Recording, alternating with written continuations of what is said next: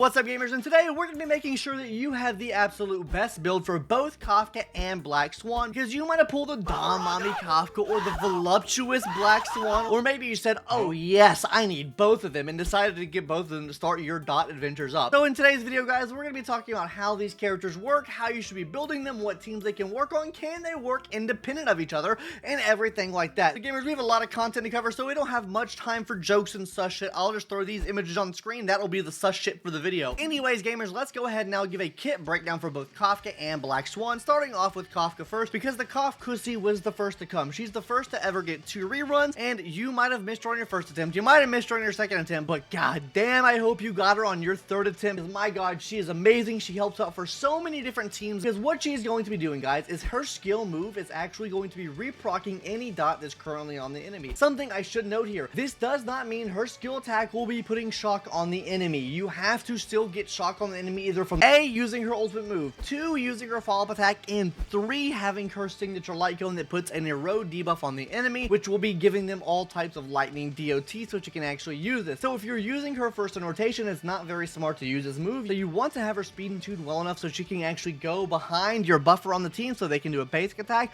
and then she can come into a follow-up attack so she can immediately reproc that dot the first turn she's active. And this move will also be hitting adjacent targets as well. It will not be reprocking the dot on those 2 targets. It'll be only reprocking the dot on the main target you selected, but this can be really good for a lot of scenarios, like where you need to hit multiple enemies, aka adventurine boss, where you want to hit multiple of the dice. And I'm sure you guys heard me mention the talent and the ultimate move as well. First of all, guys, the talent. If anyone uses a basic attack on your team for one time, Kafka will be doing a follow-up attack, and then we'll be having a 100% base chance to inflict that enemy with shock. So this is a free shock that you can put on the enemies, meaning if she's second in rotation when you first start the matchup or first start your battle up, she'll be able to put a lightning dot on the enemy like that. And then her ultimate move, guys, which is probably the biggest thing of her kit, with one of the bonus abilities you unlock from her traces, guys, she will be hitting every single enemy on the field and reprocking every single one of those dots on every single enemy. Meaning if you're using any other dot characters on the team, aka Black Swan, Sampo, Gwenifin, whoever it may be that inflicts dot on the enemy, she'll be reprocking those values as well, on top of inflicting shock herself from the ultimate move, and she just reprocs all those dots. So what she is doing is essentially front loading some of that dot damage, which makes her so good and the absolute pillar for DOT teams. So that's the basic breakdown of how Kafka works. Let's quickly go over how Black Swan is going to work now. The general gist of how she actually works is she places Arcana stacks on the enemy. These stacks count for wind shear dots unless you use the ultimate move, which what the ultimate move is going to be doing, guys, is you'll be inflicting Epiphany on the enemy for 2 turns. This turns your Arcana stacks into wind shear, bleed, shock, and burn, all in the same instant. So if you're using characters on the team like aka Sampo and you have him E6, he reprocs all those dots there. If you're using someone like Gwenifin on the team, she now has a chance to reproc that dot as well. And not only this, guys, the enemies inflicted with Epiphany will be taking 15% increased damage on their turn. So this means any dots they are inflicted with, when it hits their turn, those dots hit for 15% more damage. On top of this, though, if you run this in a team with like Acheron or something like that, you can technically use Acheron's ult in the enemy's turn to get an extra 15% damage out on the enemy this way as well. And the final thing you get from this is you're actually able to keep all the Arcana stacks on that enemy for 1 extra turn. So it hits their turn, they take the dots, that Arcana stack still stays the same until it rolls to their next turn, and then they lose all their Arcana stacks, but you're able to build up more Arcana stacks this way, which means you're able to do more damage. So now if you're not well informed in the game, you might be asking, what are Arcana stacks, which we're going to talk about right now. Basically, Arcana stacks is Black Swan's method of putting dot on the enemy. These stacks count as wind shear, like I mentioned before, but unlike wind shear, which has a max cap of 5, you can actually stack this up to 50 times, which for each stack, you're increasing its damage by 12%, which is absolutely massive. If you have 3 stacks on the enemy, you'll be dealing wind dot to the enemy, and then you also have a chance to put Arcana stacks on adjacent enemies. And then on top of that, if you have a minimum of 7 stacks, you'll also be ignoring 20% of the enemy's defense, which pairs really nicely with her skill move, which is a blast type move. This skill move will be doing defense shred on all 3 enemies that you hit with this skill. And then her basic attack as well, guys, will also be putting Arcana stacks on the enemy. So no matter what you're doing, you're putting Arcana stacks and or debuffs on the enemy if you're using someone like an second Acheron team, that's just a nice to know. It also enables Kafka to use her follow-up attack, which is another debuff you put on the enemy, which is another dot, which enables Acheron more, which enables dot teams more. It's just all around a really good time, whether you're using Acheron on a team with her or you're using Kafka on the team with her as well. And all of her bonus abilities are really nice, but one that I really want to point out here, guys, is the one that converts effect hit rate into damage percentage. This is going to play a major part in how we build her later in the video. So with both those kit breakdowns out of the way now, let's go ahead and talk about the best light cones for Kafka, and then we'll proceed and do this mix match thing through the rest of the video with both of the characters. So obviously her best in slot light cone is going to be her signature light cone. Patience is all you need. The main thing this is going to be doing, guys, is giving you speed, damage percentage, and also a dot as well. So this is a free dot that you're able to get off just from having this light cone, which enables her to get a little bit more damage out with her skill move and ultimate move when you reproc those dots. And on top of that, just a more efficient way of getting a dot on the enemy if you're only using her on the team. Now, that's not the only option you can use, and honestly, that's not the option that I use. I opted out of pointing for her light cone. I actually opted into using Good Night Sleep Well. Now, Good Night Sleep Well is super good because it gives you damage bonus based off of how many debuffs are on the enemy. And if you're using her on a dot team, debuffs are something that you really don't have to worry about with her. So you're basically having a 100% uptime on this absolutely massive 72% damage bonus that Kafka is able to take use of. This is my favorite option for her, a great option if you have it. Now, finally, guys, let me mention her free-to-play option, which is for Mata or Solitary Healing. Both of these light cones can work on her. I personally think for Mata is a little bit better because it does affect her skill, where a Solitary Healing won't affect that skill. So I think for Mod is better, but if you have Solitary Healing already built up, you can use that. And just as an FYI here, because I know people might ask, you can use In the Name of the World. This is another decent light cone that you can use on her. Now, let's go ahead and talk about what Black Swan's best in slot light cones are. Obviously, her best in slot light cone is going to be her signature light cone, Reforged Remembrance, because, guys, this will be giving you a 20% attack buff, a 28% defense shred, and some extra effect hit rate. Really play into that talent we mentioned earlier, which gives her extra damage bonus for having effect hit rate. So this is basically giving her free damage percentage as well as effect hit rate. So super nice there, best in slot. But her second best in slot option is going to be a light cone that you might have on your account as well. It's called Eyes of Prey. Now, Eyes of Prey is going to be super good, guys, because first of all, it's increasing your effect hit rate, which inherently increases her damage percentage. And not only that, it'll be boosting the dot that she's able to do, which boosts her Arcana stacks, the damage it can put out. Additionally, you can use her with Good Night Sleep Well too, but it is more of a diminishing value because of how much damage percentage she's actually giving herself. But other options here, free to play, Solitary Healing, Fermata can also both work on her as well. Now, those light cones out of the way, let's go ahead and hop into the part you might have been waiting for. The part where I tell you about all of the best relic sets, stats, everything like that, and the part where I tell you to subscribe to the channel. You might have got scammed by making it to this portion of the video. Please hit that subscribe button now, gamers, so you can get some great build guides, maybe some other cope content as well. Hit that subscribe button. I would really appreciate it. Anyways, let's go ahead now and talk about the best build stats, everything like that for Kafka, and then we'll talk about Black Swan after that. There will be timestamps if you need them. Alright, so in terms of what Kafka's best 4-piece set is, it's going to be a 4-piece Prisoner of the Deep Confinement. First of all, guys, it's going to be giving you an attack bonus, which is really nice. It helps your dot damage out all around, and then on top of this, guys, it'll be giving you defense shred based off of how many dots are on the enemy. If you're using her on a dot team, you will practically have this up at all times, so you're getting a 100% chance to defense shred the enemy on a dot team. Other alternative sets you can run here, guys, is a 4-piece lightning set. I've also tried using her on the 4-piece follow-up set as well, and that actually did help me out quite a bit when I was using her on non-dot adjacent teams. So keep that in mind with what team you're using her on. Generally, Prisoner is going to be the best set, though I have used her in circumstances where I use the 4-piece follow-up set on her because of the attack that it gives from how many hits she does with her follow-up attack, so that is another set that you could run with her. Now, as far as the planner sets go, I recommend a 2-piece Glamoth, because Glamoth will be giving you an attack bonus and a juicy damage bonus as well, depending on if you hit these speed thresholds, which we'll talk about in a second here, but it will still outperform any damage set that you have as long as you're hitting that 135 speed threshold that it first sets. The second best in slot planner set is going to be Space Sealing Station. Now, the reason you run Space Sealing Station is because it's going to be increasing your attack, which increases Kafka's dot. But that's really all I have to say about her sets. Now let's go ahead and talk about her stats. So for the main stats, on the boots, you're going to be wanting to run speed here. For the body, you're going to be wanting to run attack percentage.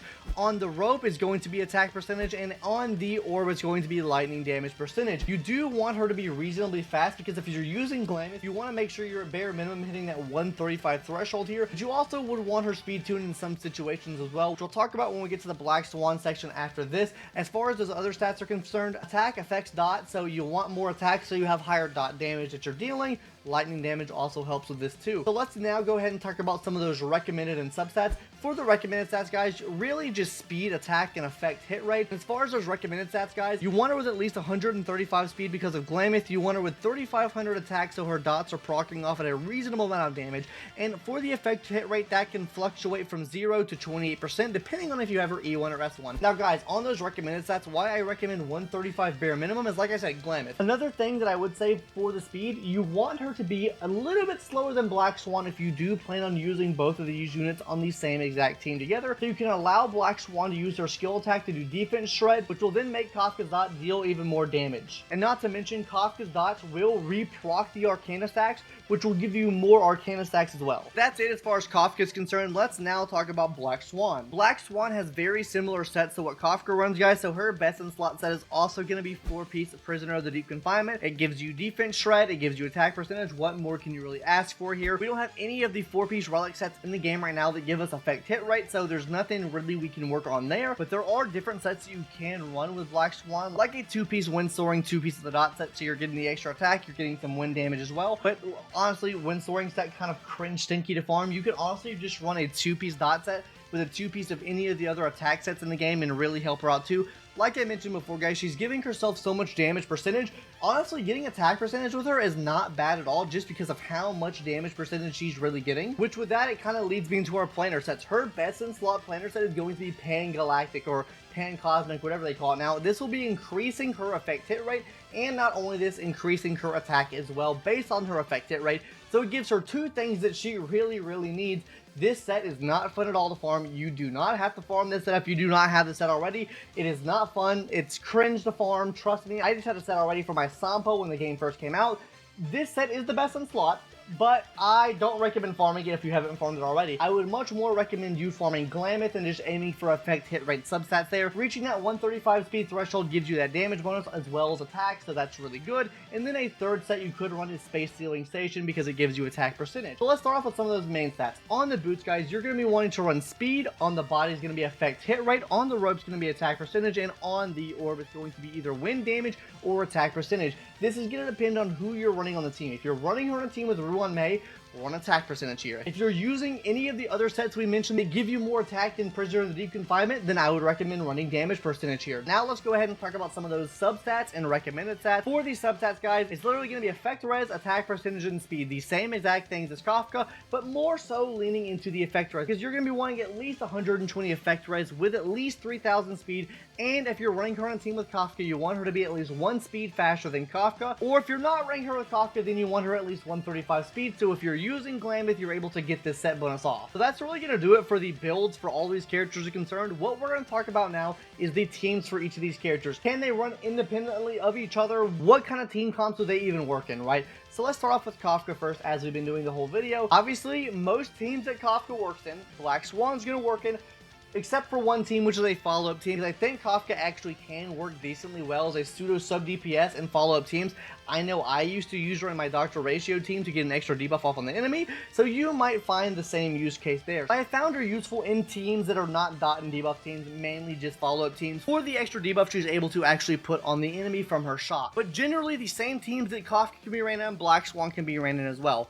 But can Black Swan be ran independent of Kafka, right? I think she can, especially with characters that can re-proc dots, like Gwen Ifen, like Aluka, like Sampo. I think Sampo and her work really well together because you don't have to rely on her ultimate to actually get wind shear on the enemy. That means if her and Sampo on the same team, he can re-proc those dots. If you have unlocked the Eidolon for him to do that, he is actually really viable for those teams, so she can be running teams without Kafka, and she can also be running teams with Acheron as well, right? I think these characters work super solidly in a team with Acheron. That's where I use mine at now. I use Acheron, Black Swan, Kafka, and then a sustained character on the end there.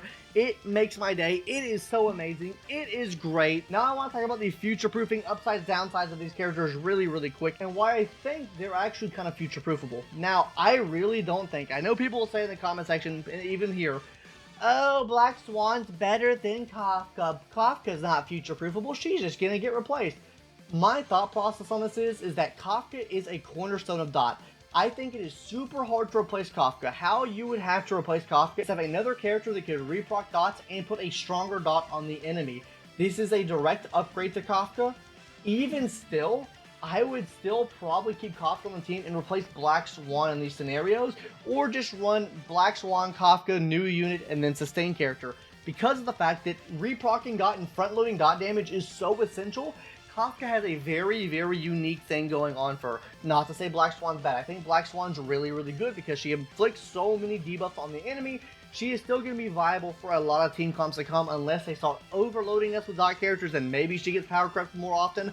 But she also offers a defense run as well, which is just super, super solid. So for the future proof of these characters, I do think that Kafka probably has more future proof value than someone like Black Swan does, just because of the fact that she can reproc dot. She is a cornerstone of dot, and she can just work in so many different teams. She is a queen of variety, and that's why I love Kafka so much. Black Swan, just an absolute menace when it comes to defense, shred, and also dots on the enemy. Anyways, guys, that's going to do it for today's video. Hopefully you enjoyed this format of me talking about how to build both of the characters on this banner, because now we have 3 character banners rolling around. Anyways, gamers, that's going to do it. Hopefully you enjoyed. I'm tired. My voice is gone, and see you later. Bye. Subscribe if you haven't already.